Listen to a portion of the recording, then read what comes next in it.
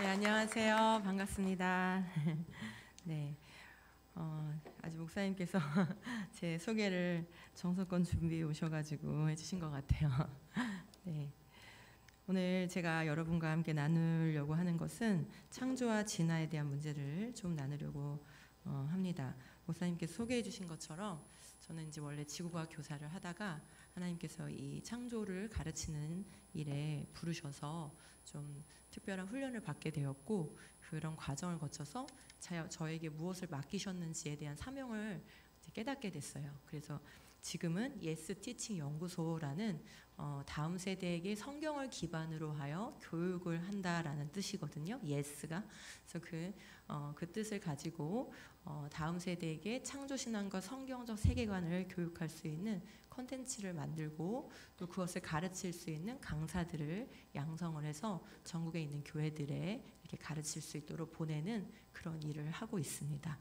자, 제가 창조와 진화 문제를 나눈다 이렇게 하면은 창조 진화 문제는 굉장히 오래된 문제고, 어떻게 보면은 뜨거운 감자가 이미 아니에요. 다 식어 빠진 감자죠. 어떻게 보면. 네, 그 뜨거운 감자일 때가 있었는데 그 시간 동안에 그냥 지나 보냈어요.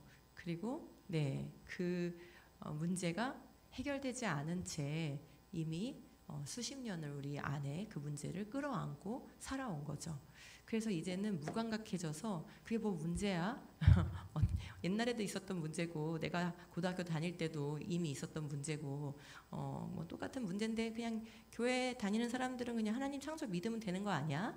이렇게 쉽게 생각하기가 아주 쉽습니다. 그래서 오늘 강의를 통해서 진화론이 과연 무엇을 하고 있는가, 그거를 보게 되길 바라고, 그러면 우리가 창조를 믿는다는 것은 과연 무엇을 의미하는 것인가, 그것을 이해할 수 있는 시간이 되었으면 좋겠습니다. 이게 이해가 잘 되면 그 다음에 우리가 무엇을 해야 되는지가 나와요. 근데 이게 이해가 안 되면 끊임없이 우리는 이제 이 문제에 대해서 방관하게 될 거예요. 그리고 그거에 대한 독을 이제 교회가 먹게 되겠죠. 예, 그래서 오늘 이 강의를 통해서 진화와 창조 문제에 대한 본질을 좀 이해할 수 있었으면 좋겠습니다. 예, 저는 지금 소개드린 대로 이렇게 이런 이력을 가지고 있고요. 또 여러분이 접할 수 있는 책으로는 나는 이렇게 창조와 진화에 대한 답을 찾았다라는 책이 두란노에서 나와 있고, 창세기와 생물 이야기라는 책도 나와 있습니다. 그리고 Y 창조 스터디북이라는 책도 나와 있어서 공부할 수 있도록 이렇게 되어 있습니다. 자, 한번 따라해 보시겠습니다. 성경적 창조신앙 교육은 다음 세대가 악한 시대를 이기는 출발점이다. 네, 지금 다음 세대가 참 악한 세대 가운데 살고 있다, 그리고 살아가야 한다라는 것은 공감하고 계실 겁니다. 그러면 이 악한 세대를 무엇으로 이길 것인가, 그죠? 우리는 다음 세대에게 이 세대를 능히 이길 수 있는 무기를 장착시켜주고 떠나야 하는 것이죠. 부모로서, 조부모로서, 그리고 성도로서, 그죠? 그러면 뭘 장착시켜야 되는가의 문제에 있어서 제일 근본적인 무기가 바로 창조신앙입니다. 창조신앙이 갖춰지면 이 세대를 이길 수 있는 힘이 거기에서 나오는 거예요. 그래서 오늘 그 힘을 느끼는 시간이 되었으면 좋겠어요. 자, 기독교 신앙의 정당성은 어디서 나옵니까? 누가 조그만 소리로 말씀하신 것 같아요. 그렇죠? 기독교 신앙의 정당성은 성경에서 나옵니다. 우리가 아무리 많은 체험을 하고 은사를 가지고 있더라도 성경이 없다면 우리가 무엇을 믿는지에 대한 우리가 믿는 내용에 대한 정당성을 확보할 수가 없어요. 성경은 우리가 믿는 내용의 모든 것을 가지고 있을 뿐만 아니라 이것을 근거하여 우리가 신앙을 해야 하는 것입니다. 하나님께서 일찍이 히브리서에 이렇게 말씀하셨어요. 하나님께서 옛날에는 예언자들을 통하여 여러 번에 걸쳐 여러 가지 방법으로 우리 조상들에게 말씀하셨다고 하십니다. 자, 이 말씀은 무엇이에요? 옛날에 예언자들을 통해서 여러 가지 방법으로 말씀하셨대요. 그죠? 그것을 기록하여 우리는 구약이라 이렇게 합니다. 그 다음에 이 마지막 날에는 성육신하신 우리 하나님께서 아들이 되어서 직접 오셔서 이 땅 가운데 계시해 주셨어요. 그래서 그 말씀하신 것을 우리는 기록하여 신약이라고 합니다. 그래서 우리가 믿는 내용은 바로 이 구약과 신약을 통해서 66권으로 완성된 내용으로 우리가 믿고 있는 것이죠. 그래서 성경은 우리에게 구원에 관하여 완전하고 충족되며 무오한 그런 하나님의 말씀을 계시해주고 있습니다. 자, 그러면 이 성경을 우리가 잃어버린다고 했을 때 우리 무엇을 알지 못하게 될지 한번 생각해 볼게요. 우리가 성경이 없다. 성경이 없다 이렇게 하면은 일단 예수 그리스도가 누구신지 알 수 없습니다. 자, 예수님이 오셨을 때부터 우리 신약이라고 하는데 예수님이 오셔가지고 만약에 구약 성경이 없는데 예수님이 오셔가지고 나 하나님의 아들이야 이렇게 말씀하시면 사람들이 이해할 수 있을까요? 무슨 질문부터 하겠어요? 나 하나님의 아들이야 그러면은 구약이 없는데 그렇게 말하면 그죠? 하나님이 누군데? 라고 물어보겠죠? 그래서 근본적으로 구약이 없었다면 예수님이 설사 성육신에서 오시고 무리를 걷고 5만 가지 기적을 다 행하셨어도 그분이 누구신지 우리는 알 수가 없습니다. 그 다음에 그분을 통해 어떤 일을 행하셨는지 성경이 없다면 이해할 수가 없겠죠. 그러면 우리에게 구원이 왜 필요한지도 알 수가 없는데 특별히 이 구원이 왜 필요한지 인간이 구원이 필요한 존재가 된 그 이유는 어디에 써 있습니까? 성경 전체가 다루고 있지만 집중적으로 이 사건을 다루고 있는 곳은 바로 창세기예요. 그러면 창세기가 없어지거나 또는 창세기가 왜곡된다면 우리가 왜 구원받아야 되는지도 우리는 알 수가 없게 돼요. 그 다음에 구원을 받아야 되는 존재가 됐다는 것을 가르칠 뿐만 아니라 구원의 방법을 알려주시죠. 이 영원한 해결책을 우리에게 주시는데 어떻게 구원을 얻을 수 있는지도 우리는 알 수가 없게 돼요. 그 다음에 구원의 결과는 무엇입니까? 그죠? 구원의 결과가 무엇입니까? 라고 물었을 때 빨리 대답이 나오시나요? 성경이 없으면 우린 구원의 결과가 무엇인지도 알 수 없는데 오늘날 성도들은 성경을 갖고 있어도 이걸 알지 못하는 경우가 많아요. 자, 그런 것들이 전부 다 창조신앙이 무너진 것과 관련이 되어 있습니다. 제가 그래서 여러분이 좀 이해하기 좋게 우리가 믿는 복음을 3층으로 한번 설명을 한번 해보도록 하겠습니다. 우리가 믿는 복음을 조금 분석적으로 접근하면은 사실은 이렇게 세 단계가 있어요. 복음을 이해하기 위해서는 복음의 토대가 필요해요. 그게 바로 뭐냐면 우리가 여기 왜 존재하는지와 그 다음에 우리는 왜 구원을 필요로 하는 존재가 되었는지를 다루는 창세기 1에서 3장이 바로 복음의 토대가 되는 것이에요. 이 복음의 토대가 있기 때문에 그 다음에 복음의 핵심 누가 오셔서 바로 그 여인의 후손으로 예수 그리스도가 오셔서 우리 대신하여 십자가에서 죄를 속하여 주셨어야 했던 것이죠. 그리고 그분이 부활하셨어요. 이것이 복음의 핵심이에요.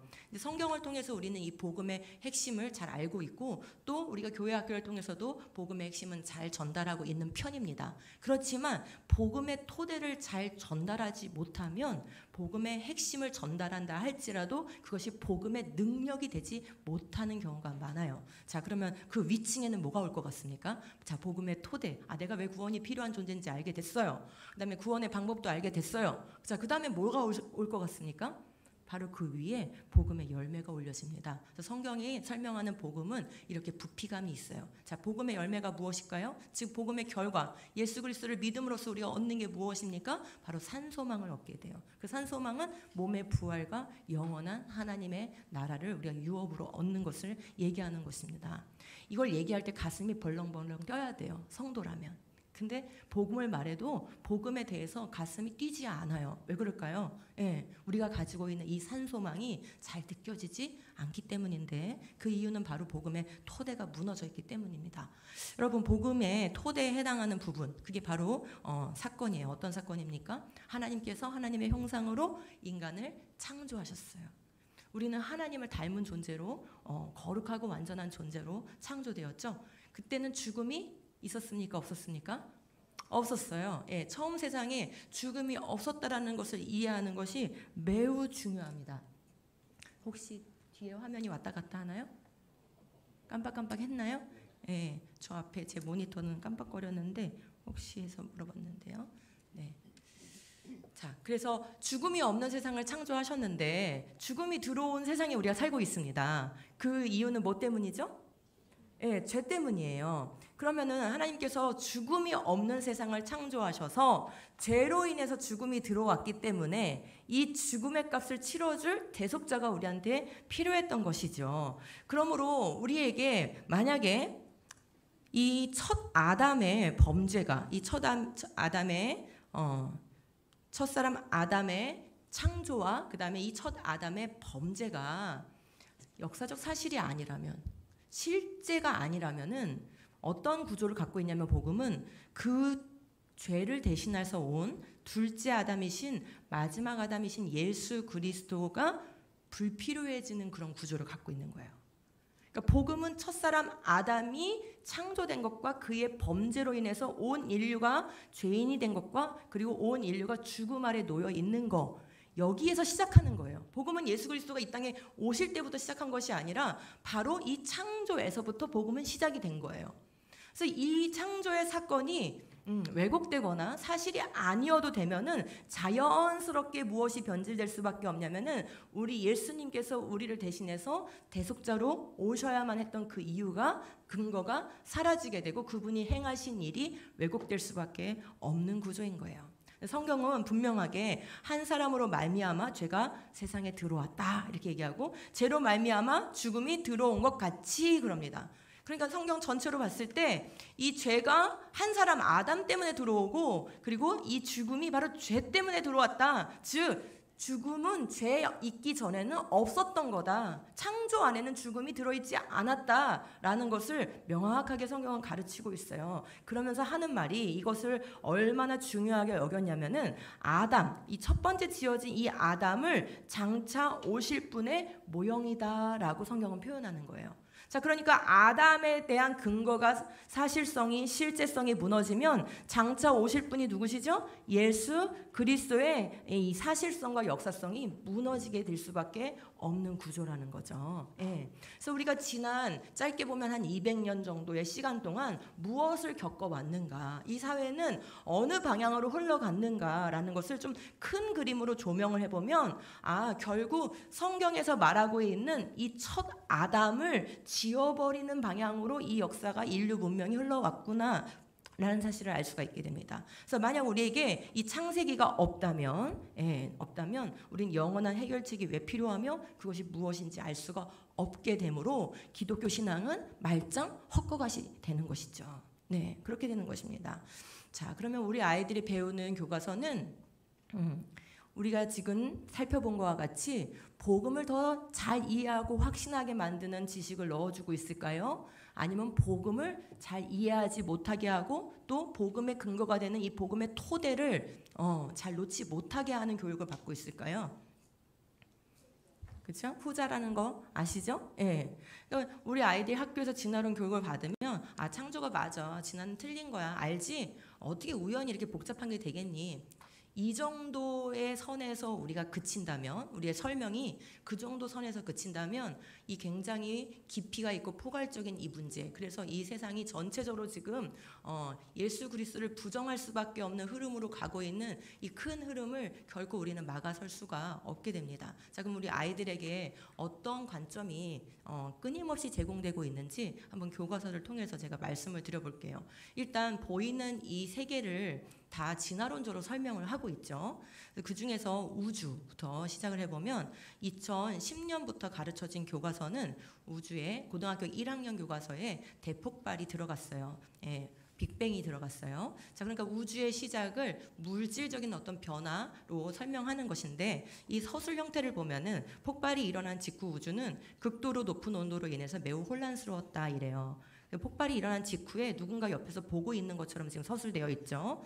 그 다음에 뭐라고 얘기하면서, 그러나 그 입자들이 결합하여 양성자, 중성자를 형성하기에는 아직 너무 뜨거웠다 이래요. 이런 서술들이 계속 이어지면서 시간 순서대로 이렇게 말을 하고 있어요. 대폭발 이후 우주가 계속 팽창하여 38만 년이 지났을 때 어떻게 되고, 최초의 3분 동안에는 어떻게 되고, 처음 1초에는 무슨 일이 일어나고, 심지어 10의 마이너스 32승에서 10의 마이너스 35승 초에는 무슨 일이 일어나고, 이렇게 빅뱅으로 이 우주의 시작을 설명하는 내용이 농후하게 들어가서 교육이 되고 있습니다.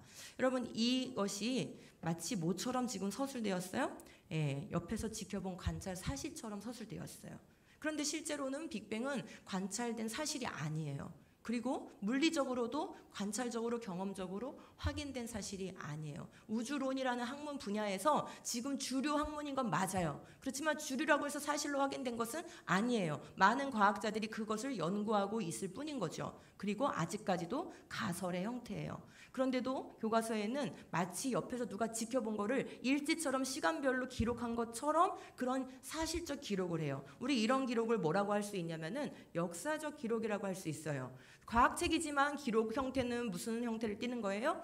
역사를 가르치는 형태를 띠는 거예요. 우주의 역사의 시작은 바로 이렇게 된 거야 라고 가르치게 되는 것이죠. 그럼 이런 역사적 서술을 하면 시간 순서대로 우주가 어떤 일이 일어났는지 이렇게 진화론적인 서술이 마치 사실인 것처럼 전달되면 우리 아이들은 어떤 생각을 하게 될까요? 예. 그냥 이 우주는 물질로부터 왔구나. 그리고 그것이 다 입증된 사실이구나. 그러니까 저렇게 과학교과서에 기술돼 있겠구나. 이렇게 잠정적으로 받아들이게 되는 것이죠.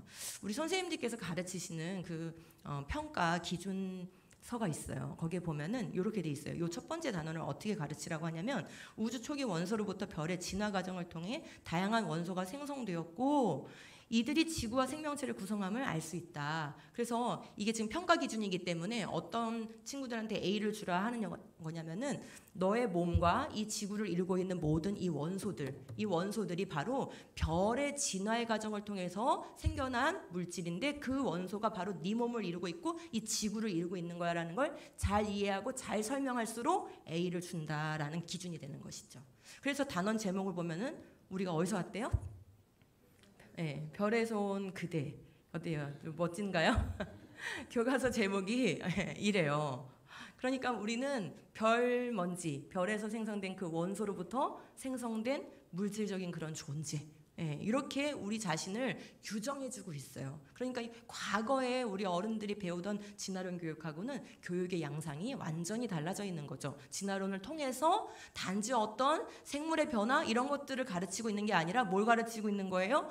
너라는 존재는 어떻게 생겼냐면 말이지 하면서 인간 존재 그 정체성을 규정해주고 있다라는 것이에요. 자, 그다음에 교과서가 생명을 어떻게 다루는지 한번 볼까요? 자, 똑같은 고등학교 1학년 교과서 지난 7년 동안 배운 교과서입니다. 자, 여기 보면 화학을 가르치는 산화 환원 반응 단원이에요. 그러니까 여기는 진화론과 아무 상관이 없잖아요. 그런데도 불구하고 이 지난 7년 동안 가르쳐진 교과서는 아무 단원에서나 다 진화론이 나오게끔 그렇게 서술을 했었어요. 자, 그래서 보시면 산화 환원 반응 가르친 그 단원인데 여기 이런 문장이 들어가 있는 거예요. 지구에서는 다양한 물질 사이에 끊임없이 화학 반응이 일어났고 최초의 생명체가 나타났다. 그러니까 지금 고등학교 1학년 공부를 열심히 잘한 친구는 자, 우리 친구들 생명이 뭐죠? 하고 이렇게 물어보면 대답을 뭐라고 해야 되는 거예요? 화학적인 반응을 통해서 생겨난 거, 그죠? 예, 물질 반응을 통해서 화학 반응의 결과로 만들어진 거라고 대답을 해야 되는 거예요. 지금 앞에서 이미 빅뱅을 통해서, 그죠? 우리는 별에서 진화된 원소로부터 나왔어라는 걸 이미 넣어줬잖아요. 그 다음에 이제 뭐 한 거예요? 그런 원소들이 화학 반응을 통해서 생명체가 된 거야라고 얘기를 해주는 거죠.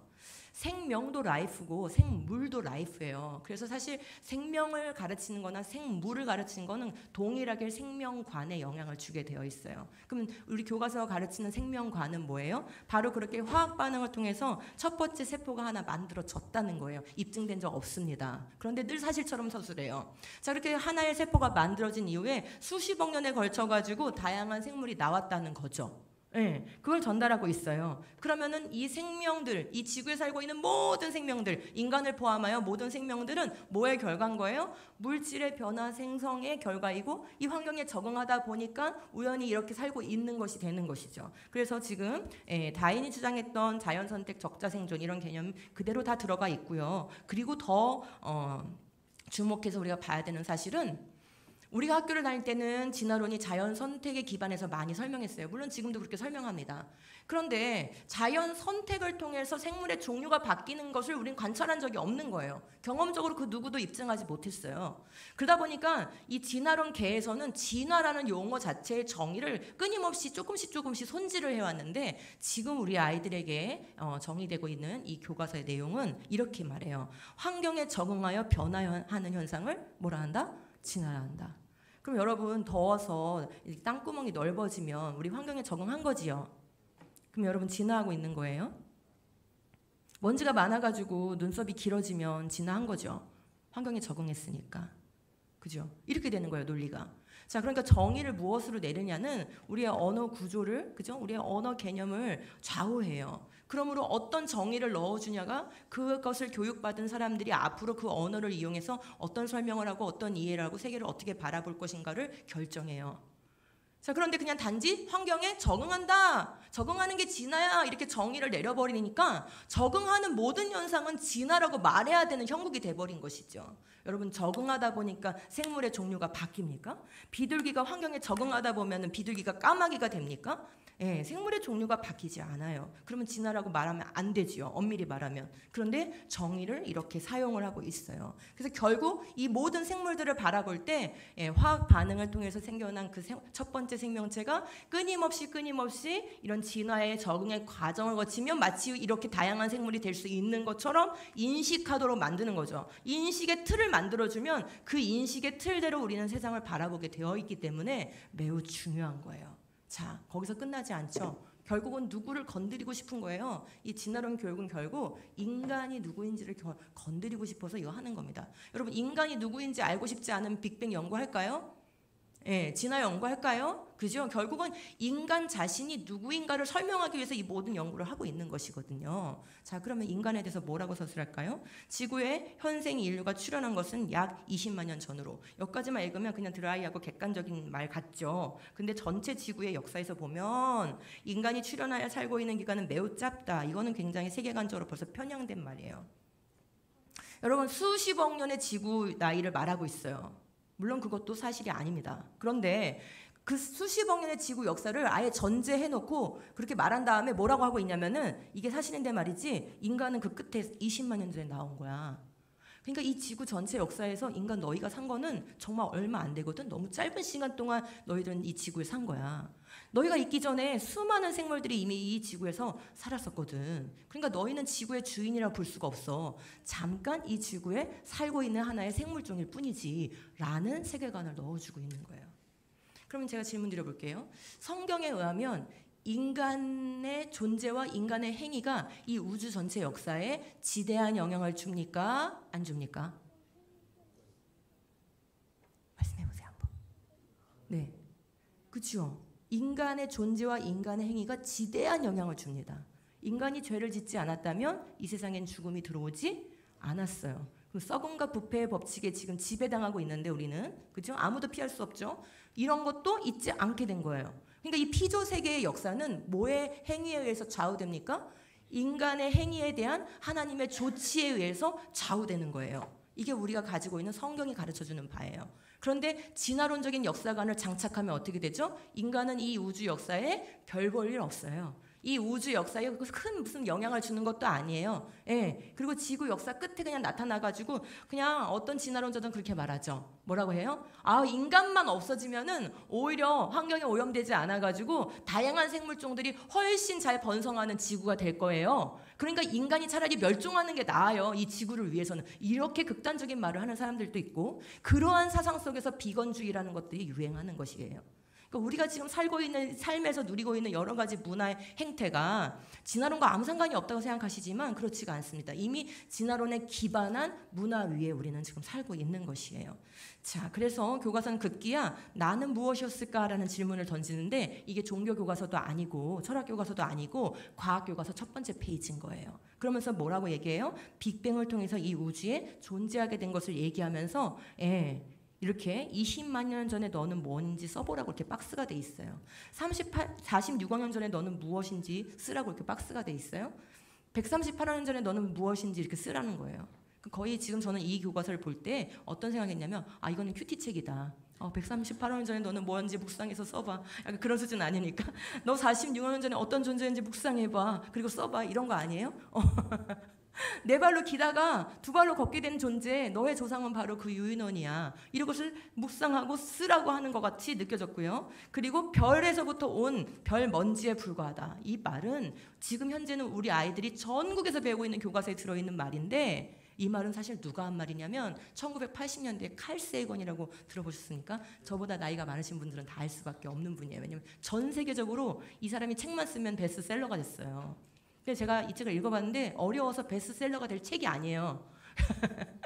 예, 또 누구예요? 그 다음 단계 이 칼 세이건이 그런 적이 있었고요. 그 다음에 이어서 스티븐 호킹이 책만 쓰면 전 세계 베스트셀러가 돼요. 그죠? 그리고 갔어요. 그 다음에 지금은 누가 그 역할을 하고 있습니까? 유발 하라리가 책만 쓰면 전 세계 베스트셀러가 돼요. 그들이 전달하고 있는 게 뭡니까? 바로 이 농후한 진화론적 세계관을 전달하는 책을 쓰고 있는 거예요. 그러면 세상은 그거를 베스트셀러를 만들어줘요. 그리고 전 세계의 사람들에게 지적인 영향력을 줘서 관점을 바꾸는 역할을 해온 거예요. 바로 이 사람이 뭐라고 얘기했냐면은 인간은 138년 우주 역사에서 12월 31일 밤 10시 30분에 태어났다는 거예요.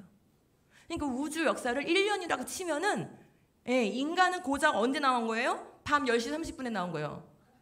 그러니까 너의 존재는 이 우주 역사에서 별 볼 일 없고 그냥 다양한 다른 생물종 중에 하나일 뿐이야라는 이 관점이 엄청나게 들어가 있는데 과학자가 말하니까 마치 이게 과학적 서술인 것처럼 착각이 드는 것이에요. 자, 이렇게 해서 진화론 교육을 20년 동안 배웁니다. 제가 처음에 이 사역을 시작할 때만 해도 설명할 때 10년 배운다고 말했었어요. 근데 안타까운 사실은 제가 사역을 하는 이 15년 정도 제가 이 사역을 지금 해오고 있는데 그 기간 동안에 진화론 교육은 계속 확대돼서 이제 유치부 교육과정에 엄청나게 들어가 있고 여러분이 도서관 가보시고 서점 가보시면 아실 거예요. 우리 아이들 유아들이 보는 책에 얼마나 많은 진화론 책들이 화려하고 아름답게 꾸며져서 동화책으로 나와 있는지 말이죠. 그래서 유치부 교육부터 대학 교육까지 약 20년의 길들여지는 사고를 만드는데 그 사고 훈련을 통해서 이 모든 것 우주, 원소, 생명, 세포, 생물, 인간 이 모든 것 우리가 눈에 보고 살아가는 이 모든 것에 대해서 진화론적 관점으로 생각하게 만드는 그런 길들임 그런 사고 훈련을 하고 있는 것입니다. 자, 그러면 이런 사고가 자연스럽게 받아들여지면은 뭐 일일이 과학 지식을 갖고 있지 않더라도 과학을 다 좋아하는 게 아니죠. 그러니까 그냥 시험 보고 다 잊어버려요. 그렇지만 남는 틀이 있어요. 그 틀이 뭘까요? 우주는 우연히 터져서 만들어졌다는 거죠. 우연히 팽창해서 만들어졌다는 거죠. 그리고 긴 시간에 걸쳐서 인간이 나왔다는 거죠. 그리고 그 모든 과정은 자연 과정으로 이루어졌다는 거죠. 그럼 여기는 뭐가 안 들어갈까요? 인격자라는 건 존재하지 않아요. 인격적인 존재는 개입되지 않는 거예요. 초자연적인 존재도 개입되지 않는 거예요. 자연스럽게 이런 사고에서는 초자연적으로 이 모든 것을 창조하신 우리 하나님이라는 존재와 그분이 행하신 일들은 자연스럽게 배제가 되는 것이고 말씀의 근거에서 나의 자신이 누구인지를 생각해야 되는 이 정체성, 인간의 정체성에 대한 부분도 심각하게 손상이 오게 되는 것입니다. 결국 이 진화론 교육은 우리 아이들에게 무슨 관점을 주입하고 있는 거냐면 모든 것은 자연 과정으로만 이루어졌다라는 바로 그걸 자연주의라고 합니다. 이 자연주의는 동일한 말이 유물론이에요. 그래서 우리가 학문계에선 자연주의라는 말을 쓰고 사회과학에선 주로 유물론이라는 말을 쓰는데 같은 말입니다. 존재하는 건 우주뿐이다라는 세계관이에요. 그리고 이 존재하는 이 우주는 단지 물질적인 과정, 자연 과정으로만 형성됐다라고 하는 이 관점을 주입하고 있는 것이에요. 그러므로 이 우주에는 그냥 우주밖에 없는데 이 우주에는 이 모든 것이 자연 과정으로 이루어졌기 때문에 거기 안에 도덕적인 요소나 초자연적인 요소 이런 것들은 포함시킬 수가 없는 것이고 너가 원하면 그렇게 믿어. 너가 하나님이 있다고 생각하지? 그럼 그냥 그렇게 믿어. 근데 그건 너의 믿음일 뿐이야. 사실이라고는 말하지 마. 너가 창조를 믿지? 믿어, 괜찮아. 근데 창조를 사실이라고 말하지 말고 창조를 바탕으로 논문 같은 거 절대 쓰지 마. 그리고 나와서 말하지 마. 그리고 국회에 나와서도 말하지 마. 청문회 나와서 어떻게 합니까? 창조 믿는다고 얘기하면 어떻게 당신 같은 비상식적인 사람이 국가의 일을 맡을 수 있습니까? 이런 비난을 받게 만드는 것이죠.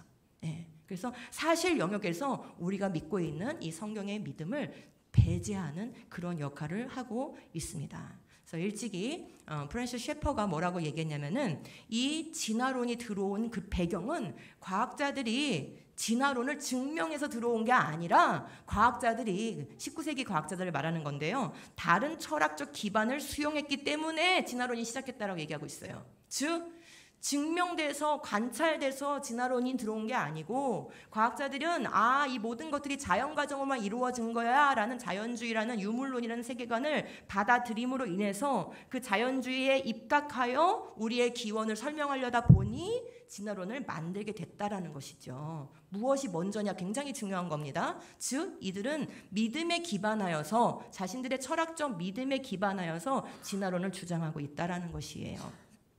그럼 이렇게 진화적인 관점이 사고의 틀이 되면은 무엇이 바뀔까요? 일단 창조로 시작한 성경 역사는 거짓이 되는 거죠. 예. 그 다음에 인류의 첫 조상은 아담이 아니고 뭐예요? 우리 친구들 중학교 1학년 교과서에서 뭐라고 배워요? 중학교 딱 올려보내면 우리가 초등학교 때 그렇게 정성스럽게 우리 아이들을 키워가지고 중학교 딱 올려보내자마자 인류의 기원 오스트랄로피테쿠스 아파렌시스가 아프리카에서 480만 년 전부터 출현해서 인간이 됐다. 이거 가르칩니다. 그게 처음 배운 내용이에요.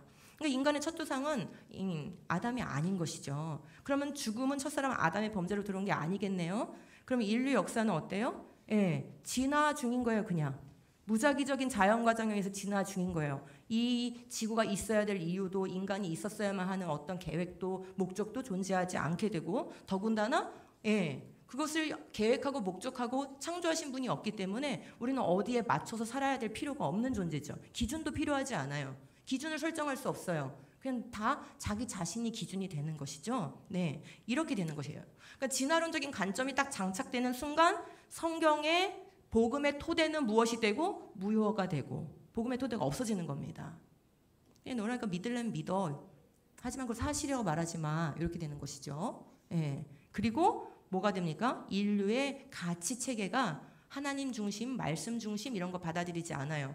사람이 어떻게 생각하느냐, 내가 어떻게 생각하느냐. 그런데 내가 생각하고 너가 생각하는 게 많이 다르니까 서로 존중해줘야 돼. 다원주의, 그죠? 그리고 존중하는 가운데 어떤 법들은 합의를 해야 돼. 그래서 그냥 실용적으로 우리가 합의하고 살면 되는 것이죠. 이렇게 되는 것입니다. 이게 지금 지난 400년 동안 흘러온 흐름이에요. 그럼 성경은 뭐라고 얘기하고 있는지 한번 볼까요? 성경이 지금까지 이 세상이 겪어온 17, 18, 19, 20세기, 21세기를 거쳐오면서 겪어온 이 엄청난 변화, 이 관점의 어마어마한 변화, 이거에 대해서 동조하고 있는가? 절대 그렇게 가면 안 된다라고 말하고 있는가? 우리가 확인할 필요가 있어요. 사도행전 17장에 보면은 바울이 그리스라는 곳에 가서 복음을 전해요. 그리스의 아테네에 가죠. 여러분 근데 바울이 살았던 시대는 BC예요, AD예요? AD죠? 근데 우리가 알고 있는 그 그리스 철학자들 있잖아요. 기라성 같은 소크라테스, 플라톤, 아리스토텔레스 이런 사람들은 다 AD예요. BC 사람들이에요. BC 사람들이죠. 그러니까 바울이 아테네에 갔을 때는 이미 이 그리스는 어떤 도시예요? 예, 이 그리스 철학으로 완전히 이렇게 꽉 찬 도시예요. 철학의 도시예요. 예. 근데 그리스 철학은 기반이 뭐냐면 유물론이에요. 여러분 다 이렇게 생각해 보시면 탈레스가 이 모든 물질이 뭘로부터 왔다고 얘기했어요? 물에서 왔다 그랬죠? 그 다음에 그때 철학자들이 누구는 물이다, 누구는 공기다, 누구는 흙이다 이러면서 결국 다 뭐예요? 물, 흙, 공기 다 뭐예요? 물질이죠? 그러니까 그리스 철학의 시작은 바로 이들 자연 철학자들인데 이들이 나와서 한 말들을 다 종합해보면 결국 이 세상은 그리고 생명은 물질적인 요소로부터 왔다라는 얘기를 하는 거예요. 그러니까 그리스 철학은 기반 자체가 뭐냐면 유물론이에요. 지금 우리가 진화론적 기반을 가지고 살고 있는 이 시대와 정신세계가 아주 유사하다고 볼 수 있어요. 근데 거기 가가지고 복음을 전하려니까 예수 그리스도 복음을 전하려니까 그거부터 전할 수가 없는 거예요. 왜요? 이들이 뭘 몰라요? 구약이 없어요. 그리스 철학자들의 글들은 있었지만 아테네에 구약은 없었어요. 그러니까 뭘 몰라요? 창조를 몰라요. 아담을 몰라요. 우리가 범죄하여 죽게 된 사실을 몰라요. 그러니까 예수 그리스도가 우리 죄 때문에 십자가 지셨습니다부터 말할 수 있을까요? 없는 거예요. 그래서 바울은 십자가 복음부터 전할 수가 없었어요. 그래서 사도행전 17장에 보면은 우주와 그 안에 있는 모든 것을 창조하신 분, 그분을 먼저 전해요. 창조를 먼저 전해야 되는 거예요. 그 다음에 하나님께서 하늘과 땅의 주님이심으로 사람의 손으로 지은 신전에 거하지 않으십니다. 그분은 인류의 모든 족속을, 자, 인간의 기원을 말하죠. 아까 우리 교과서는 너는 별에서 온 먼지야 라고 가르치고 있는데 지금 바울은 뭐라고 하고 있어요? 인류는 한 혈통으로 지어진 거예요 라는 성경적인 세계관을 지금 심어주고 있는 거예요. 여러분들은 전부 다 한 부부에서 나온 존재예요. 여러분 한 혈통이려면, 인류가 모두가 한 혈통이려면, 이디오피아에 살든 미국에 살든 한국에 살든 모두가 우리가 한 혈통이려면은 방법은 딱 한 가지밖에 없어요. 모두가 어디서 나와야 돼요? 한 부부에서 나와야 돼요. 지금 바울은 그 얘기하고 있는 거예요. 여러분 전부 다 아담의 후손이고, 아담의 후손이기 때문에 뭐입니다? 죄인입니다. 그리고 죽을 수밖에 없습니다. 하나님의 심판을 면할 수가 없습니다. 이 복음의 토대를 먼저 깔고 그 다음에 예수 그리스도를 믿으면 영생을 얻습니다라는 십자가 복음을 그 다음 말할 수 있는 거예요. 그 위대한 복음 전도자 바울도 창조의 기반 없이는 복음을 전할 수 없었다. 이 정도 얘기하면 여러분 좀 느낌이 오시지 않습니까? 왜 우리는 1980년대, 90년대, 2000년대로 오면서 점점 복음을 전하기가 어려워졌는가? 왜 우리 다음 세대는 교회를 자꾸 떠나는가? 그죠? 예. 우리의 신앙은 왜 예전처럼 그렇게 뜨겁지 않은가? 왜 우리는 그렇게 죄에 대한 회개로 인하여서 그다음 과거에는 그렇게 아파하고 애통하는 성도들이 많았는데 왜 지금은 우리가 죄에 대해서 그렇게 민감하지 않은가? 이런 여러 가지 모든 문제들이 다 관련이 있다는 것을 알게 될 것입니다. 자, 그러니까 진화론이 지금까지 해온 일은 뭐냐면 아담이 누군지 알 수 없게 만든 일이고, 아담을 거짓으로 만들었기 때문에 뭘 거짓으로 만드는 거예요? 예수 그리스도를 거짓으로 만드는 일을 해왔다라는 것이에요. 자, 그 다음에 그러면 이렇게 역사적인 아담이 사실이 아닌 게 되죠. 진화론이 맞다면. 그럼 역사적인 아담을 이렇게 제거해버리면 어떤 일이 벌어질까요? 아주 큰 일이 벌어져요. 미국의 사례부터 말씀드려 볼게요. 유럽과 미국은 진작에 이런 사람들이 있었고요. 특히 유럽은 1800년대부터 진화론을 받아들여서 성경을 해석하고자 하는 사람들이 이미 있었어요. 그런 사람들을 우린 유신 진화론자들 이렇게 얘기합니다. 자, 미국에서 가장 유신 진화론으로 큰 단체가 바이오로고스인데요. 여기서 활동하고 있는 철학 교수인 조셉 벤카드라는 이 사람의 말을 보면, 이 사람이 이제 쓴 글이 거기 이 홈페이지에 들어있어요. 이 사람이 뭐에 대해서 글을 썼냐면은 성육시 사건에 대해서 글을 썼어요. 자, 그런데 지금 문장이 이렇게 시작해요. 만약 진화론이 사실이라면 창세기 기록의 역사적 사실성에 의문을 가지게 된다. 이 말은 맞는 말이에요? 틀린 말이에요? 이 말 자체는 맞는 말이죠? 진화론이 사실이면 창세기의 역사적 사실은 당연히 없어지게 되는 것이잖아요. 그럼 지금 이게 첫사람 아담에 대한 의문인 거예요. 그러면 첫사람 아담에 대한 의문이 그냥 창조에서 머무냐? 아니에요. 바로 그 다음 질문이 뭘로 가냐? 만약 예수님이 인간의 원죄를 극복하기 위해서 죽으신 게 아니면 과연 예수님 왜 오셨지? 왜 죽으셔야 됐나? 자, 첫사람 아담에 대해서 질문하고 이걸 거짓으로 만드니까, 진화론 사실이면 거짓인 거죠. 그러니까 예수님이 우리를 위해서 우리의 원죄를 위해서 대속해 주시기 위해서 오셨다는 사실도 뭐가 돼야 되는 거예요? 지금 거짓이 돼야 되는데 예수님은 또 믿고 싶은 거야, 이 사람이요. 딜레마죠? 나름대로 자기는 딜레마인 거예요. 성경은 전혀 딜레마가 아니에요. 근데 진화론을 믿고 나니 예수님이 하신 일이 딜레마가 되니까 제가 예수님이 왜 오셨는지 설명해 드릴게요. 이러면서 글을 쓴 거예요. 성육신의 이유가 무엇이란 말인가? 예수님은 우리에게 완전한 인간이 어떤 존재며 진정 어떻게 살아야 되는지 보여주기 위해서 오셨다는 거예요. 그러니까 십자가 지려고 오신 게 아니고 완전한 인간의 모델이 뭔지 보여주려고 오신 거라는 거예요. 가난한 자를 찾아가고 아픈 자를 위로하고 병든 자를 이렇게 찾아가는 그런 완전한 그런 도덕적인 모범을 위해서 오셨다는 거예요. 여러분, 이 말만 딱 들으면 무슨 그냥 괜찮은 말인 것 같은데? 라고 생각할 수 있죠. 그죠? 신학이 병들면 이렇게 가요.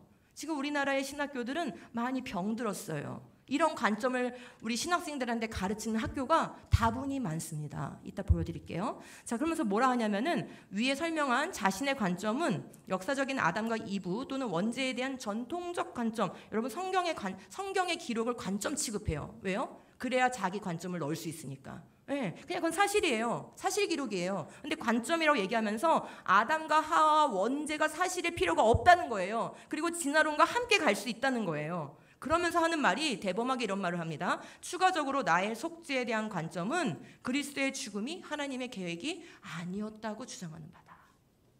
여러분, 이 정도 주장하면 뭐예요? 이단이지요? 확실한 이단 아닙니까?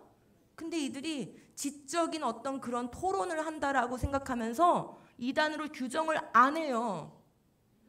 그러니까 총회도, 그죠? 교단도 뭐 하고 있는 거예요, 지금?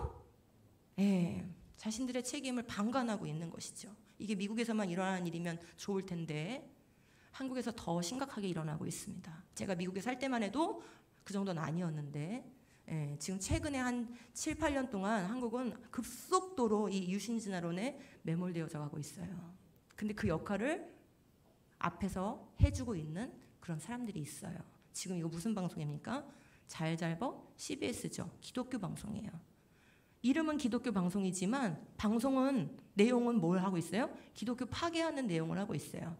지금 보시면 이렇게 얘기해요. 이분은 이제 과천과학관 원장이셨던 분인데 이정무라는 분이에요. 자연은 하나님의 작품이고 성서는 하나님의 말씀입니다. 하지만 모순이 있는 것처럼 보일 때는 뭐 하래요? 뭘 따라가래요? 자연을 따라가래요. 이런 말을 기독교 방송국에서 가르치는 거예요. 제 말을 들으세요. 이렇게 하면서.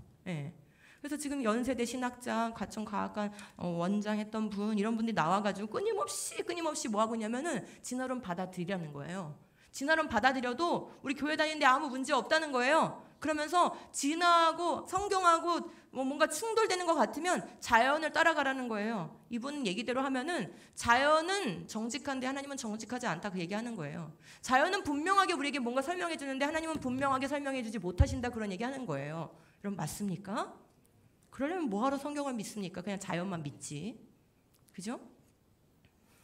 우리 아이들이 또 쉽게 접할 수 있는 이 유튜브 환경에는 또 이러한 영상들이 또 많이 있습니다. 이미 이게 올려온 지가 8, 9년이 되어 가기 때문에 조회수가 이미 10,000회, 20,000회, 수만 회를 이렇게 찍고 있는데 이런 영상이 한두 개가 아니고 수백 편이에요. 그리고 분명히 이것에 후원한 돈을 댄 자들이 분명히 있습니다. 왜냐? 영상을 이렇게 고퀄리티로 만들려면은 그게 그렇게 돈 없이 안 되는 거예요. 교회들이 방관하고 이런 문제를 제대로 대응하지 못하는 동안 누군가는 교회를 허물기 위해서, 우리가 믿는 바를 허물기 위해서 돈을 투자하고 지성을 투자해서 이런 일을 합니다. 자, 여기 보세요. 오른쪽 맥 상단에 보면은 처음에 질문은, 영상의 질문은 교회 다니는데 진화를 믿어? 이런 식으로 질문을 던져서 교회 다니는 사람이 뭔가 진화 믿으면 안 되는 거를 설명해주는 영상인가 보다 하고 클릭하게 만들어요. 근데 클릭해서 들어가면은 뭘 가르치냐면 이렇게 단순한 것을부터 점진적으로 수십억 년에 걸쳐서 진화의 방식으로 하나님이 창조하실 수도 있잖아 하면서 진화적 창조론이라는 것도 있어 라고 설명해요. 그럼 우리 아이들은 학교에서 당장 진화론을 배우고 있는데 과학적 사실처럼 다 서술돼 있었잖아요. 그런 교육을 받은 상태에서 이런 영상을 보면 어떻게 생각하겠어요? 하나님이 진화의 방식으로 창조할 수도 있겠네. 그런 생각은 내가 못 해봤는데. 알려주셔서 감사합니다. 이 밑에 댓글들 보시면요. 저는 전도사인데요. 드디어 답을 알았습니다. 저는 교회 학교 선생님인데요. 드디어 해명을 얻어서 너무 마음이 기쁩니다. 그런 댓글들이 많이 있어요. 이게 지금 우리 현실이에요. 그 다음에 이들은 진화를 믿기 때문에 완전히 100% 사실로 믿어요. 이 사람들은. 그래서 외계인이 존재할까요? 라는 질문하지 않아요. 이들에게는 여러분 지구에서 만약에 진화해서 우리가 존재했다고 치면 그들의 세계관에서는 저 우주의 수많은 행성에서도 진화할 수 있었겠죠? 그러니까 저 많은 행성에서도 지적인 존재가 당연히 있다라고 생각합니다. 그래서 외계인이 있냐라고 묻지 않고 외계인은 분명히 있는데 외계인에게도 그리스도가 필요한가? 이런 아주 망령된 질문을 해요. 그러면서 대답이 뭔지 아세요?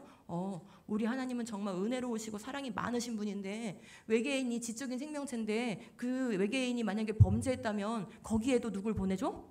예수님을 보내주셨겠지 하면서 그걸 뭐라고 가르치고 있어요 지금? 다수 성육신설이라는 것도 있어 이래요. 우리 성도님들은 지금 웃음이 나오시는 게 정상이에요. 그 가슴이 아프시죠? 이런 것들을 유튜브에 띄워놓고 우리 아이들이 이런 것들을 보고 있다라는 거죠. 그리고 젊은 사역자들도 이런 영상의 영향을 많이 받고 있어요. 왜요? 신학교에서 이런 것들을 용인하고 있기 때문이죠. 급기야 이런 일이 생겼어요. 작년에 있었던 일인데요. 서울신대라는 학교가 좋은 신학교인데 여기서 박영식이라는 교수가 조직신학 교수인데 성경적 창조를 가르치지 않고 유신진화론을 수년을 가르쳐 왔어요. 그래서 학교는 그것을 알고 몇 번에 걸쳐서 조치를 취했어요. 그렇게 하지 말라고 주의를 줬어요. 그리고 그렇게 하지 않겠다라는 어떤 각서도 받았어요. 근데 몇 년을 지켜보면은 또 똑같이 하고 있는 거예요. 그런 일이 몇 번 반복이 돼서 어쩔 수 없이 이제 학교는 학생들과 자신들의 교단의 그 신학을 지키기 위해서, 그죠? 진화의 방법으로 창조하신 게 하나님의 말씀이 아니잖아요. 그러므로 바른 창조론을 지키기 위해서 이 교수를 징계하게 됐어요. 근데 이 징계가 딱 뜨자마자 언론들이 막 벌떼같이 몰려들면서 뭐라고 하냐면은 학문의 자유를 침해했다는 거예요. 사학이 힘없는 교수를 지금 횡포를 놓고 있다는 거예요. 그러면서 마치 신학교가 무슨 돈 때문에 그런 일을 하는 것처럼 이렇게 아주 왜곡하는 그런 헤드라인을 걸어요. 무슨 돈 때문에 그러겠어요. 창조론을 지키는 건데, 그죠? 예. 그러면서 마치 학문의 자유가 있는 교수를 탄압하고 있는 것처럼 이렇게 프레임을 씌우다가, 더 놀라운 사실은 이 박 교수를, 이 사람이 박 교수인데 이 박 교수가 가르친 거는 보호를 받아야 된다. 그래서 이 사람을 옹호하는 신학자, 그것도 조직 신학자 54명이 연세대에 모여가지고 성명서를 발표했어요. 여러분, 우리나라의 조직 신학자가 몇 명이나 되겠습니까? 많아야 몇백 명일 거예요. 100명 정도 될 거예요. 근데 54명이 모여가지고 이 박 교수를 지지하는 성명서를 발표했으니 이들이 가르치고 있는 학교들은 전부 다 어때야 돼요? 그죠? 이들이 지금 신학교에서 가르치고 있는 교수들이잖아요. 전국의 조직 신학자들이 모였으니까. 그러면 그분들은 학교에서 이 신학생들을 가르치면서 유신 진화론이라는 것도 가능해라고 가르치고 있다는 거 아니겠어요? 이런 일이 벌어진 거예요. 더 안타까운 사실은 이렇게 벌떼같이 언론들이 여기에 뛰어들어서, 어떤 언론들이 뛰어들었는지 보시면은 알아요. 예. 이렇게 뛰어들어서 오히려 박 교수를 옹호하고 서울신대를 매우 아주 힘들게 만들었어요. 그러다가 원래 파면 징계를 받았는데 어떻게 해가지고요 다시 교단에 서서 가르치고 있대요. 결국 아무 조치도 취지지 않은 거예요. 지금 이게 우리나라 현실입니다. 그럼 신학교가 이렇게 됐으니 이런 신학을 배우고 나오시는 우리 전사님과 목사님들은 어떻겠어요? 혼란한 상태로 나오시는 거고 창조에 대한 바른 교육을 할 수가 없는 거예요. 자, 그리스도께서 그 몸을 여러 번 바치셔야 하였다면 그는 창세 이래로 여러 번 고난을 받아야 하셨을 것입니다. 여러분, 히브리서는 일찍이 이런 일이 있을 줄 알고 우리에게 변증할 수 있는 말씀을 다 남겨놨어요. 여러분, 지금 뭐라고 하십니까? 예수 그리스도께서 여러 번 성육신 되시거나 여러 번 속죄의 제물이 되신 게 아니라고 얘기하고 있어요. 그러나 이제 그는 자기를 희생 제물로 드려서 죄를 없이 하시기 위하여 시대의 종말에 몇 번이요? 단 한 번 나타나셨습니다. 여러분, 단 한 번 성육신 하신 거예요. 단 한 번 희생제물이 되신 거예요. 그리고 그 속죄는 영원한 속죄입니다. 단번에 영원한 제물이 되셨어요. 그리고 그분이 다시 오실 때 그때는 뭐가 되는 거예요? 이 역사는 우주가 그때 종말을 맞는 거예요. 그러면 아까 그 유신 진화도들의 논리를 따라가 보면 다수 성육신? 이런 논리를 따라가 보면 그러면 저 행성에 예수님 다시 오시고 저 행성에 예수님 다시 오실 때마다 우주가 계속 여러 번 종말을 맞아야 됩니까? 그치요. 이럴 때 우리가 알게 돼요. 유신진화론을 주장하는 사람들은 성경을 잘 모르는구나. 그리고 복음이 무엇인지를 진짜로 경험하지 못했구나 라는 사실을 알 수 있어요. 그러니까 성경에 근거한 신학을 하고 있는 게 아니고 주장하는 게 아니라는 것을 알 수 있고요. 그들은 또 뭘 모르냐면 진화론도 제대로 알지 못해요. 진화를 정말로 제대로 안다면 진화를 사실이라고 말할 수가 없어요. 진화를 주장하는 어떤 사람들의 학설은 될 수 있겠지만 사실이라고 말할 수가 없습니다. 그러니까 그들은 사실은 진화론도 잘 모르면서 성경도 모르는 그런 기형화적인 그런 존재들이라고 볼 수 있어요. 자, 그러면 진화론이 해온 일이 뭐예요? 결국 아담을 거부하더니 그 다음에는 이제 예수 그리스도가 행하신, 우리를 위해서 행하신 일을 짓밟고 있다, 희화화하고 있다라는 것을 알 수 있어요. 그래서 복음의 토대를 무너뜨릴 때는 보이지가 않으니까 우리가 십자가만 믿고 부활만 믿으면 되는 줄 알고 교회들이 그냥 넋놓고 있는 거예요.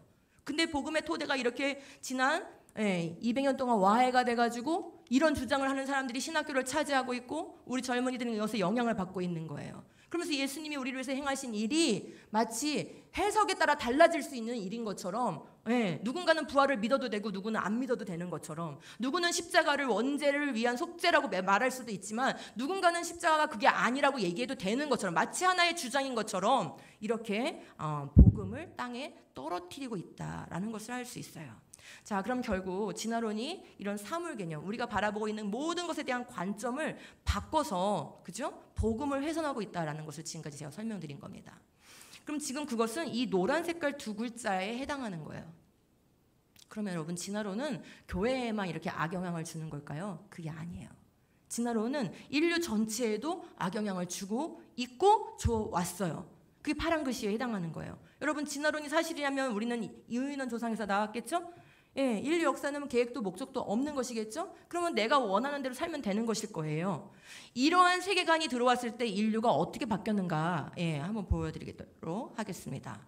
자, 어마어마한 전쟁이 일어났는데 실질적인 전쟁도 일어났고 가치관 전쟁도 일어났습니다. 두 가지 측면에서 다 일어났어요. 자, 첫 번째로 말씀드릴 수 있는 게 바로 공산주의에 의한 전쟁이에요. 여러분, 진화론에서 공산주의가 나왔다는 거 알고 계신가요? 예, 바로 이 마르크스는 자본론을 썼잖아요. 이 마르크스는 자본론을 써가지고 누구한테 헌정했냐면은 찰스 다윈에게 헌정을 했어요. 당신을 너무나 숭배합니다. 당신을 너무나 존경합니다. 왜냐하면 마르크스가 자본론이라는 이 아이디어를 어디서 얻었냐면은 진화론의 적자 생존에서 얻은 거예요. 그래서 이 진화론에서는 적자 생존, 적합한 것은 살아남고 적합하지 않은 것은 도태된다라는 그런 원리인데, 그것을 설명하는 게 진화론인데 그것을 그대로 사회 경제학에다가 적용해서 계급 투쟁으로 바꾼 거예요. 그러면은 마르크스의 이론에는 반드시 어떤 존재가 나와야 될까요? 적합한 존재와 적합하지 않은 존재로 구분이 돼야 되겠죠. 그래서 항상 이 공산주의에서는 2층으로 사람들을 구분해요. 두 부류로 구분해요. 우리가 이제 흔히 사회에서 쓰는 말로 갈라치기 한다 그러잖아요.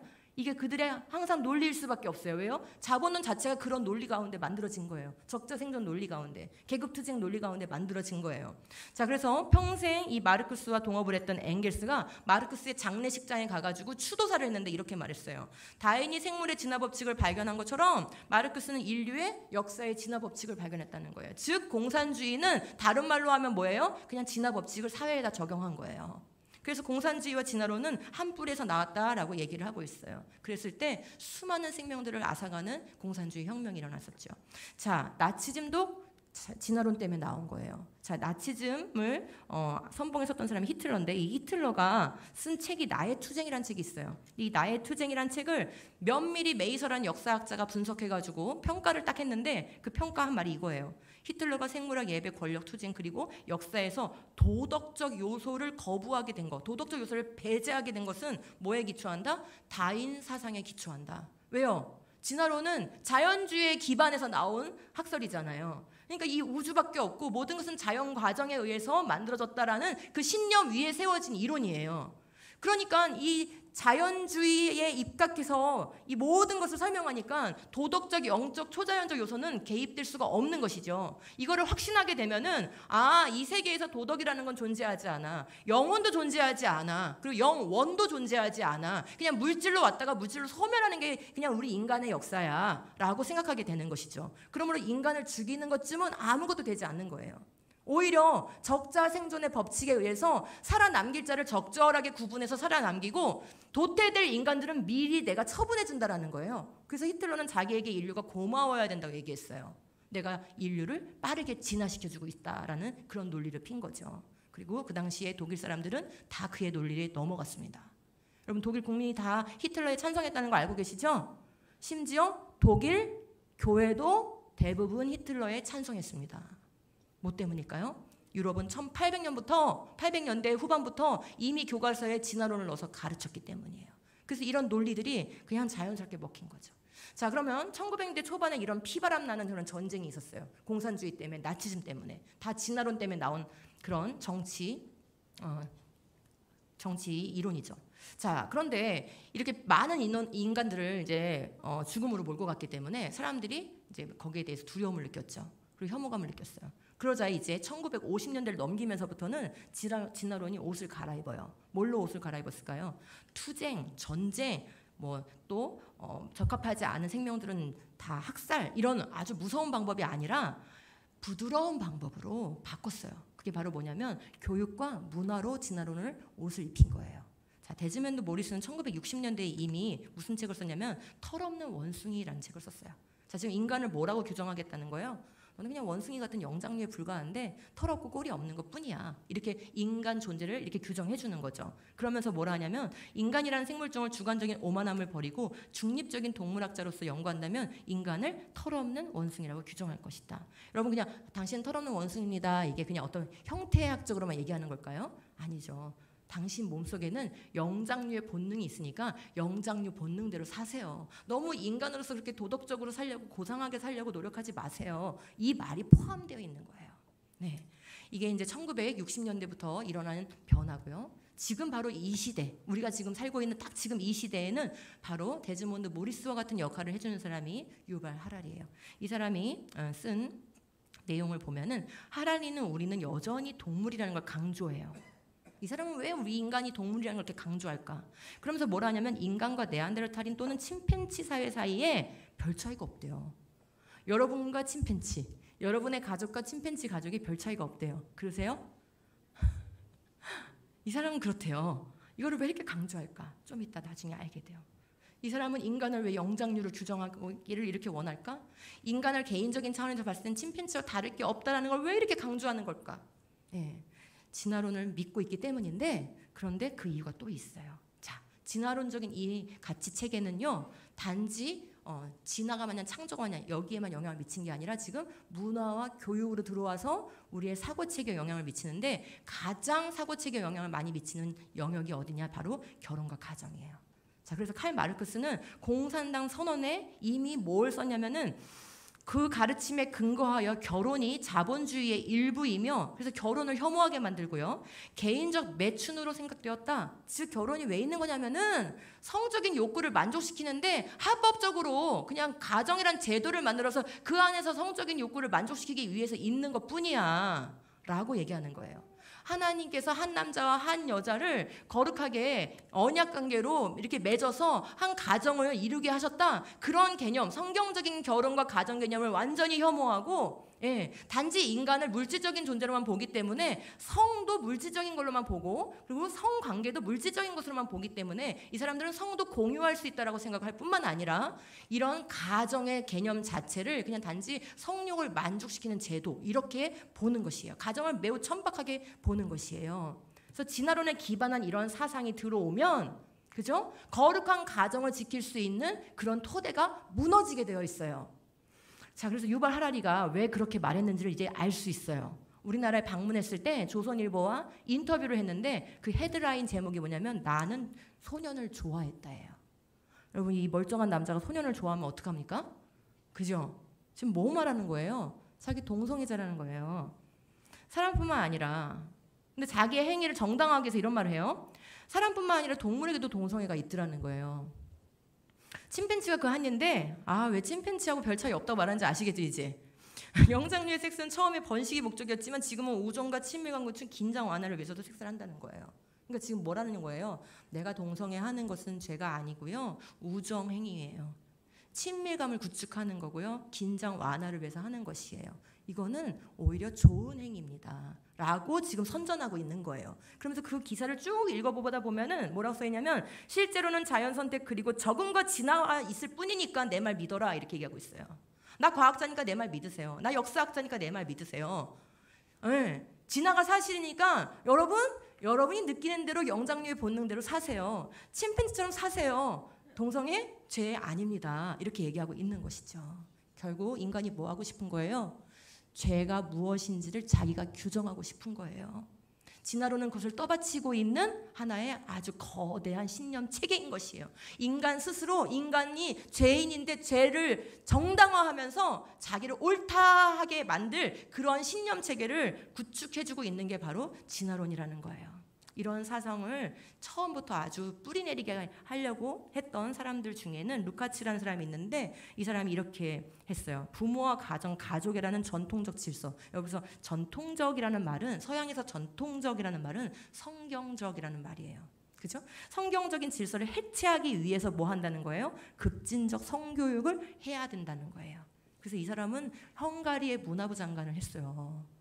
그래서 이 사람이 문화부 장관 하는 동안 급진적 성교육을 초등학교까지 다 시행하는 그러한 법을 만들고 그런 교육을 시행하고 아주 이상한 그런 성교육들을 해서 이 아이들을 다음 세대를 망가뜨린 거예요. 그래서 결국 그렇게 해서 하고자 하는 건 뭐냐면은 기독교 문명을 해체하려고 하는 것입니다. 지금 진화론은 그냥 단지 창조만 진화만이야 그 말 아니었구나. 진화론적인 세계관이 계속 도입이 돼요. 그죠? 그리고 문화 교육의 옷을 입고 도입이 돼요. 그러니까 계속 공격하고 있는 게 뭐예요? 성경을 공격하지요. 또 창세기의 역사성을 공격하지요. 그리고 아담의 사실성을 공격하지요. 가정의 기원을 공격하지요. 결혼을 혐오하게 만들지요. 그죠? 예. 이렇게 해서 결국은 우리가 믿는 기독교, 이 기독교를 무너뜨리고자 하는, 해체하고자 하는 데 모든 게 초점이 맞춰져 있다라는 것을 알 수 있어요. 이러한 현상을 비판하는, 이분은 좋은 학자인데 비판하신 윌리엄 웰커스라는 분이 계신데, 이 학자가 한국에 방문했을 때 그 기념으로 나온 책이에요. 뭘 고발한 거냐면 독일에서 실제 있었던 일을 고발한 책인데, 독일의 오덴발트라는 아주 비싼 사립학교가 있었어요. 그리고 아주 이제 이렇게 좀 시골에 그런 외진 곳에 학교를 아주 멋있게 만들고 비싼 그런 교육비를 낼 수 있는 사람들이 거기다 아이들을 보낸 거예요. 그리고 기숙하는 학교였던 거죠. 근데 알고 보니까 이 학교를 만든 교장과 그리고 교사들이 남색하는 자였던 거예요. 동성애자들이었어요. 그래서 아이들을 1대1로, 초등학생도 중학생도 고등학생도 1대1로 면담을 하고 이렇게 상담을 하자 이렇게 불러놓고 거기서 이 아이들을 성추행하고 성폭력을 한 거예요. 근데 이 초등학교 어린 아이들은 이런 일을 당했을 때 바로 부모들한테 말을 잘 못해요. 너무나 큰 충격을 받았기 때문에. 그리고 이게 옳은 일인지 그런 일인지 잘 분간을 잘 못하는 거예요, 아이들은. 그래서 나중에 몇 년이 지나가지고 이거를 이제 수차례 계속 겪었던 학생이 용기를 내어서 이걸 폭로하게 되면서 이 사실이 바깥으로 알려지게 됐고, 조사해보니까 엄청 많은 학생들이 그 일을 겪었던 거예요. 그래서 이 학교는 폐쇄당했어요. 그래서 왜 이런 일이 벌어졌는지를 다 이렇게 정밀하게 분석을 해서 이 윌리엄 웰커스가 이렇게 말하고 있어요. 이런 일을 한 그 사람들은 바로 뭐에 영향을 받았다는 거예요? 프로이트 막시즘에 영향을 받은 사람들이라는 거예요. 이 프로이트 막시즘이 뭐냐? 프로이트는 성해방을 주장했던 심리학자죠. 근데 그의 사상의 기반은 바로 진화론이었어요. 그 다음에 막시즘, 바로 공산주의죠. 예, 이 공산주의도 기반이 뭐였어요? 진화론이었죠. 그래서 이 프로이트의 성해방 사상과 이 공산주의가 결합된 형태가 바로 지금 우리가 이 세상에서 계속 겪고 있는 성혁명 사상인 문화 막시즘이라는 사상인데, 그것에 영향을 받아서 그것 때문에 이런 일이 벌어진 것이다 라고 얘기를 분석을 해주고 있는 것이에요. 근데 이러한 사상을 고스란히 담아가지고 유네스코는 계속해서 국가들한테 보내요. 너희들 이런 식으로 성교육하라고. 근데 그 성교육하라고 하는 내용이 건전한 성교육을 하는 내용이 아니라 바로 이런 문화 막시즘에 기반한 성교육을 하라는 것을 계속 국가들에게 강압을 하고 있는 상황인 것이에요. 그런 맥락에서 포괄적 차별금지법도 계속 제정이 되고 있는 것이에요. 흐름이 보이십니까? 이런 흐름을 또 비판한 르네 지라르라는 학자가 있는데, 이분이 이렇게 얘기했어요. 이 새로운 이교는, 문화 막시즘을 새로운 이교라고 말하고 있어요. 성해방을 하라는 거예요. 그래야 유토피아가 온다는 거예요. 이들의 모든 세계관은 진화론에 기반하고 있어요. 이들은 무엇을 참지 못하냐면은 10계명을 비롯한 유대 기독교의 윤리를 참지 못한다는 거예요. 즉 성경에 기반한 윤리를 참지 못하고 이걸 폭력으로 간주한다는 거예요. 그래서 우리가 만약에 이렇게 말하면 결혼은 남자와 남자가 하면 안 돼요 라고 말하는 순간 이 사람들은 그걸 뭐라고 규정한다는 거예요? 당신 지금 폭력을 저질렀어요. 언어 폭력하지 마세요. 그렇게 얘기하겠다는 거예요. 그리고 포괄적 차별금지법은 뭐예요? 그게 당신 언어 폭력이니까 이제 언어 폭력하면은 거기다가 벌금을 매기겠어요? 라고 하는 게 바로 차별금지법인 것이죠. 예. 이렇게 비판을 하면서 이 새로운 이교는 무한한 욕망을 만족시키는 것이 유토피아라고 말한다는 거예요. 이 만족을 가로막는 모든 금기를 없애는 것이 행복이라고 말한다는 거예요. 그러니까 이들은 뭘 없애야 되겠어요? 성경 없애야 되겠죠? 성경 믿는 사람들을 없애야 되겠죠? 그냥 사람을 없앨 수는 없으니까 그들의 입을 막기 위해서 법으로 통제하겠다라는 것이죠. 이게 지금 우리 아이들이 살아가야 하는 세상입니다. 그런데 여러분, 성경은 진리죠? 그죠? 믿으시죠? 이렇게 악한 사상들이 난무하고 수십 년째 우리가 지금 진화론 교육을 아이들에게 하고 있고 이런 세상이지만 진리는 변함이 없는 거예요. 그래서 우리가 진리를 교육해야 되는 것이죠.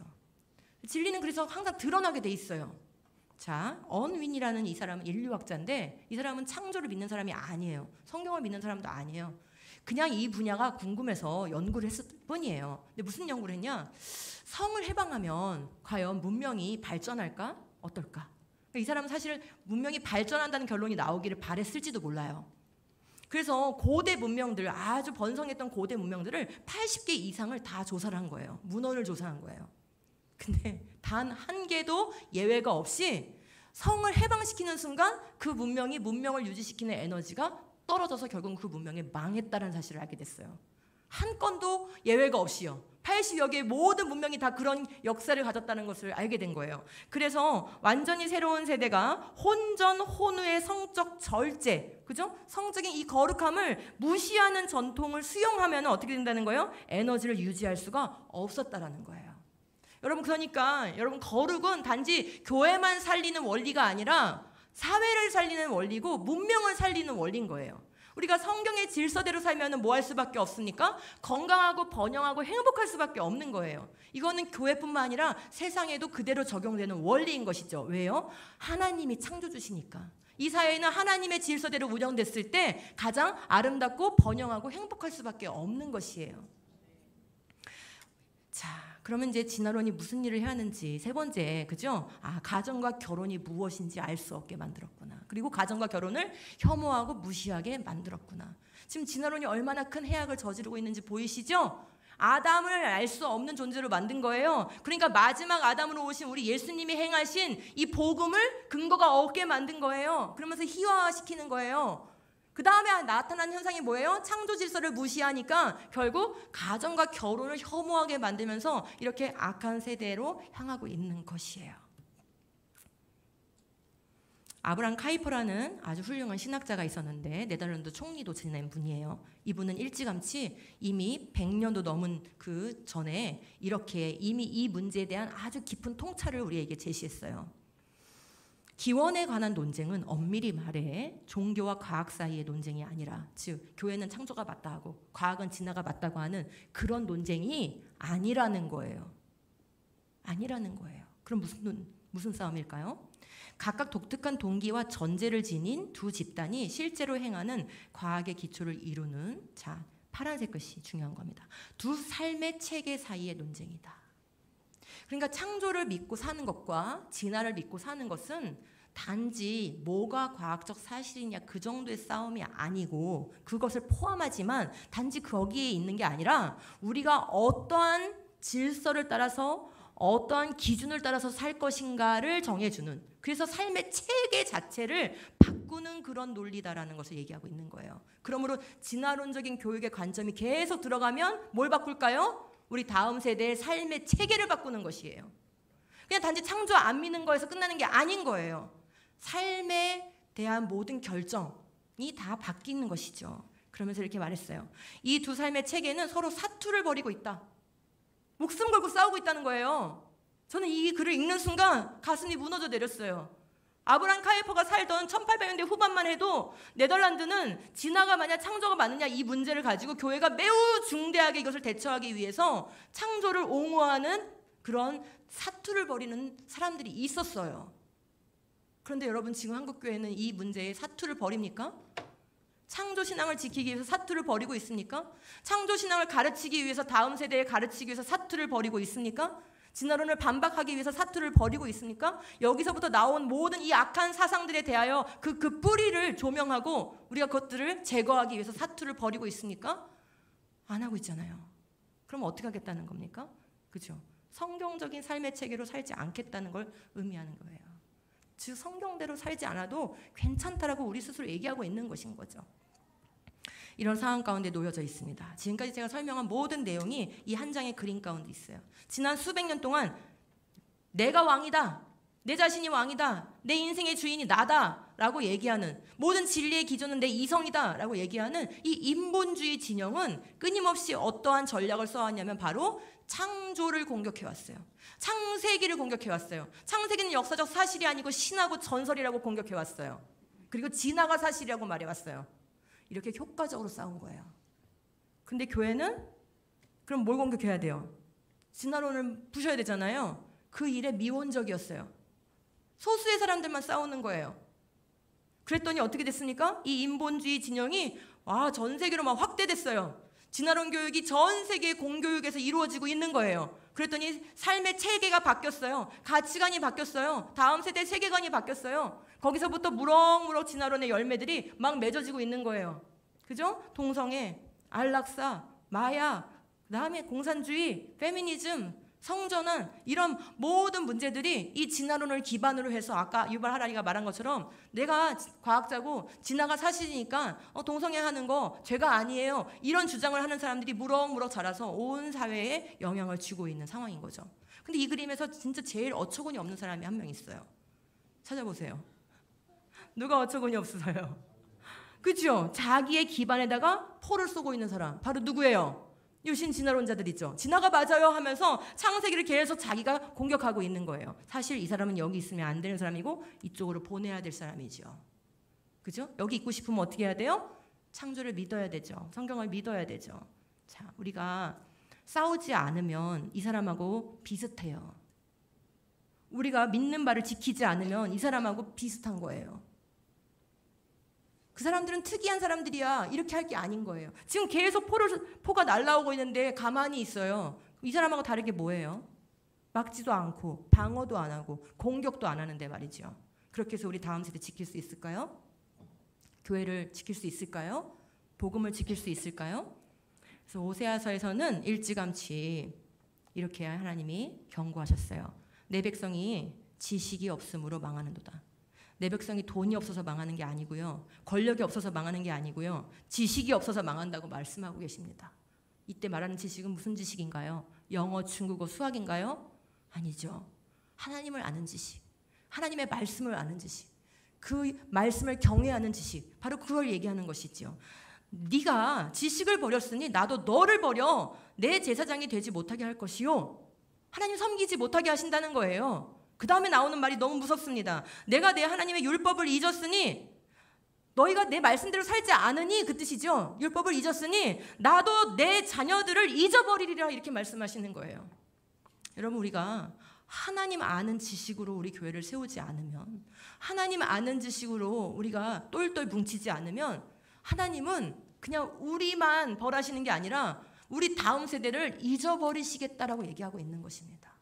다음 세대가 떠나는 걸 걱정할 게 아니라 우리가 하나님 아는 지식에 충만하지 않은 걸 걱정해야 되는 거고, 하나님 아는 지식을 다음 세대에게 가르치지 않는 것을 문제 삼아야 되는 것이에요. 그것만 한다면 하나님은 다시 우리에게로 오셔서 우리의 다음 세대를 믿음으로 세워주실 겁니다. 그래서 기독교 신앙의 이 파괴된 기초, 진화론 때문에 이 파괴된 이 토대를 다시 복구하는 일이 지금 매우 시급하다, 이 말입니다. 매우 시급해요. 매우 시급해요. 이거 안 해놓고 우리가 떠나잖아요. 교회가 와야 되는 거는 시간 문제예요. 여기 변질된 복음이 들어오는 거는 시간 문제인 거예요.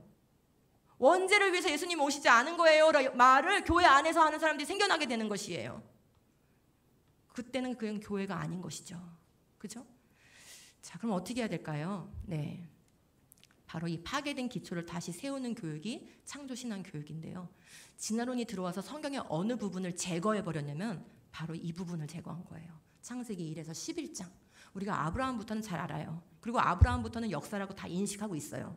근데 아브라함 전, 즉 창세기 11장까지, 창조로부터 바벨탑까지 이 사건을 역사적으로 이해를 잘 못하고 있어요. 실제적인 사건으로 잘 이해를 못하고 있어요. 인류의 공통된 역사라는 것을 잘 이해하지 못하고 있어요. 왜냐하면 사실적 접근을 하지 않았고 그런 교육을 하지 않았기 때문이에요. 여러분, 우리가 교육하지 않으면 절대 우리의 믿음을 물려줄 수 없습니다. 우리가 교육하지 않으면 절대로 성경을 우리가 지킬 수가 없습니다. 그래서 진화론 때문에 파괴된 그 자리에 다시 우리는 무엇을 넣어줘야 되냐면 창세기 1에서 11장에 기반한 창조신앙을 넣어줘야 돼요. 그리고 거기서 그냥 뱅뱅 돌면 안 되죠. 이것을 반드시 예수 그리스도의 복음으로 연결을 시켜주는 그런 교육을 해서 성경 전체가 복음이라는 거, 첫사람 아담으로부터 복음이 시작해서 마지막 아담이신 예수님께서 복음을 완전히 이루시고 다시 오실 때 이 역사가 완성된다라는 것을 완벽하게 가르쳐줘야 되는 거예요. 완전한 세계관으로 우리 자녀들에게 교육을 해야 하는 것입니다. 자, 그래서 저는 이 교육의 원리를 성경에서 배웠는데요. 이제 거의 맞춰갑니다. 아이들, 청소년, 아비들, 성경이 이렇게 3세대를 구분지어서 교육할 것을 말씀하고 계시다는 것을 알게 됐어요. 그게 어디에 있는 말씀이냐면은 바로 요한 1서에 있는 말씀이에요. 요한 1서 제가 한번 읽어볼게요. 아이들아, 내가 너희에게 쓴 것은 너희가 아버지를 알았으며, 아비들아, 내가 너희에게 쓴 것은 너희가 태초부터 계신 이를 알았으며, 청년들아, 내가 너희에게 쓴 것은 너희가 강하고 하나님의 말씀이 너희 안에 거하시며 너희가 흉악한 자를 이기었음이라. 아멘. 그죠? 지금 아까 호세아서에서 너희가 지식이 없어서 망하는도다 그랬잖아요. 근데 여기는 지금 뭐라고 하고 있어요? 너희가 알았다. 뭐가 있다는 거예요? 지식이 있다는 거죠. 하나님 아는 지식이 있다는 거죠. 그죠? 하나님 말씀을 아는 지식이 있다는 거죠. 그러니까 너희가 누구예요? 첫 번째로 아이들아, 너희가 아는 이유는, 그죠? 너희가 아버지를 아는 것은 아비들이 먼저 뭐 해야 돼요? 태초부터 계신 이를 알았기 때문인 거예요.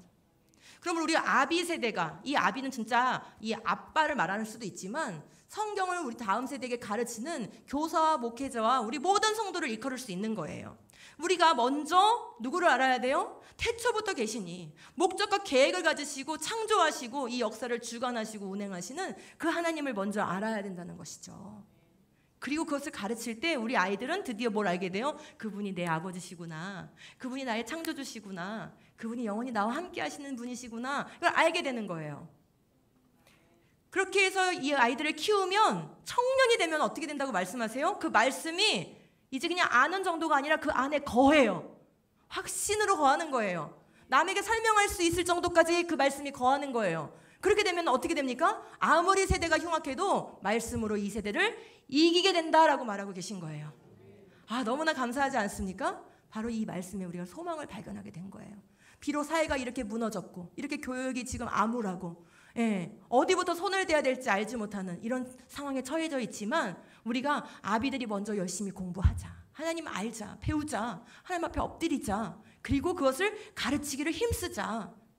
그러면 우리가 키운 그 다음 세대는 비리비리하고 어떻게 될지 몰라서 허둥지둥대는 그런 세대가 아니라 이 악한 세대 가운데서 또 복음을 강하게 지키면서 이 교회를 든든하게 세워서 예수님 다시 오실 때까지 이 교회를 세워가는 믿음의 세대가 될 줄 믿습니다.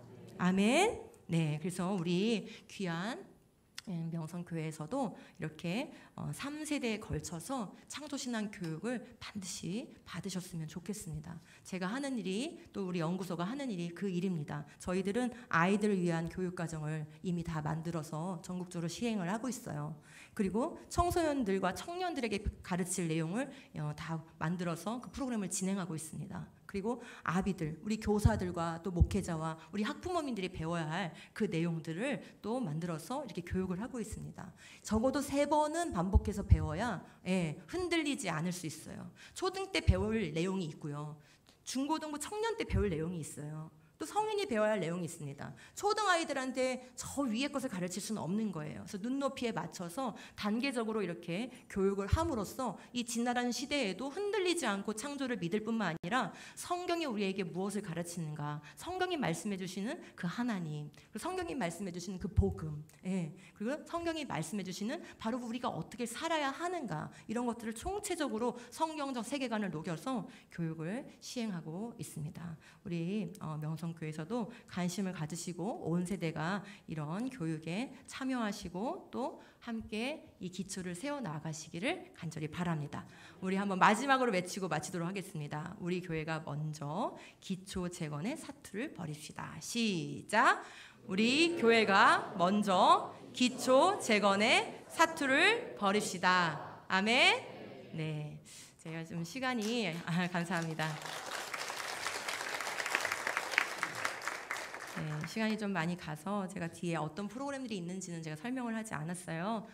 또 유튜브 찾아보시고 하면은 또 많이 나오니까 또 참고하시기 바라고, 또 우리 목사님들 통해서 또 궁금한 거 물어봐 주시면 제가 또 잘 설명을 하도록 하겠습니다. 자, 우리 이 시간에는 우리 같이 아까 그 믿음으로 서리라 그 찬양 되게 좋았는데 그 찬양 같이 우리 부르고 기도하는 시간 갖도록 하겠습니다.